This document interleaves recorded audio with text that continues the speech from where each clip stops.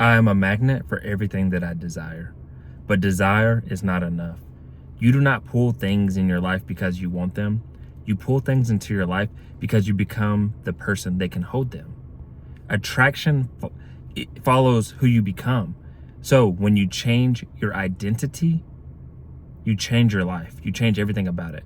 But you change your identity through changed habits, through changed behavior. And when you start behaving and acting a certain way, your mind believes that you're that person. Your mind believes that you're capable of the things that you say that you want. And you start to attract all those things that you desire, all those things that you dream for.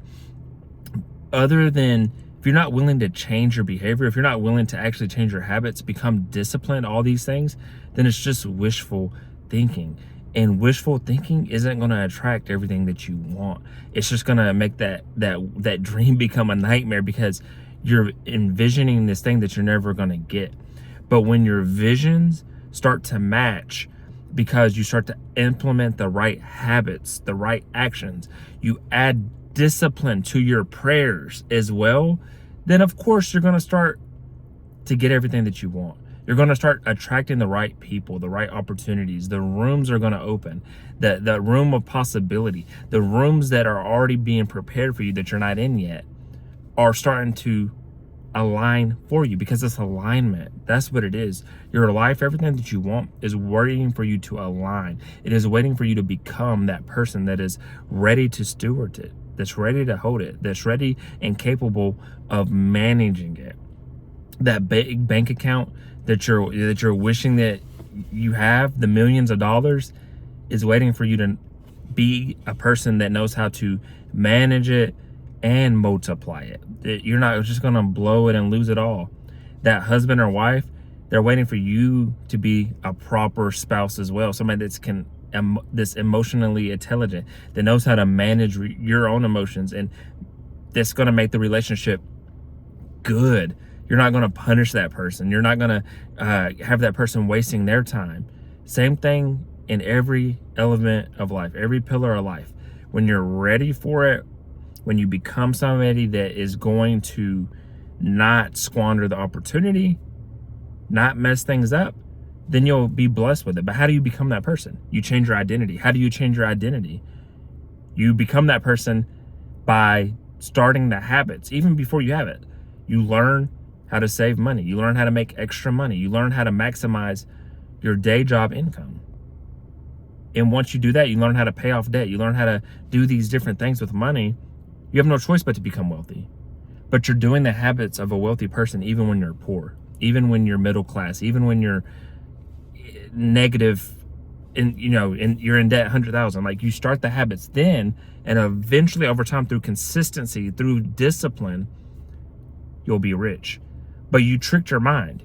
You taught your mind that I'm already rich. I'm already doing the habits of a rich person or a wealthy person before you're really that. You were still poor. You were still in debt. But you changed your habits, which changed your identity. You can be overweight. You can be super skinny. You can be unhealthy. But if you start eating right and getting in the gym, you're eating like a healthy person. You're eating like somebody that's losing weight. You're eating like somebody that's trying to be a pro bodybuilder. You're hitting the weights. You're doing the cardio like the person that does that. And your identity is already changing through you doing the habits, through you taking the actions. But you need the time to change. You need the consistent habit over a period of time, over the period of months, over a period of years. That's where people get lost. They'll do something right for a day. They'll do something right for a week. But they don't usually do it for months and months on end, for years to come. And that's where your life changes. That's where your physical body will change. That's when your mentality, your mental health will change. That's when your intelligence will change. That's when your family life will change. That's when your social circle will change. That's when your relationships will change. That's when your spiritual walk with God will change. That's when your bank account will change. That's when your career will change. That's when your business will change. Is when you're consistent with it for years. It takes 10 years to become an overnight success. But everybody doesn't work 10 years. They don't put a decade towards anything. They'll go to college and get a 4-year degree, but they won't really put 5-10 years true development. Because college is easy in the grand scheme of things. You go, everything's prepared for you, you take some notes, you take some tests, and you graduate. Working a job, for the most part, is you go, you do your tasks day in and day out. In order to be promoted or have real opportunities, you have to like go above and beyond. You have to work overtime. You have to do things that are a step above the 40-hour work week, or you'll get forgotten about. You're not going to be special. Your boss is not going to be like, hey, I'm going to promote him or her because she does all this, he does all this. They're gonna be like, no, he just works his 40 hours and goes home. He doesn't ever add anything to the meetings. He doesn't ever do any special projects or anything. And that's not a bad thing.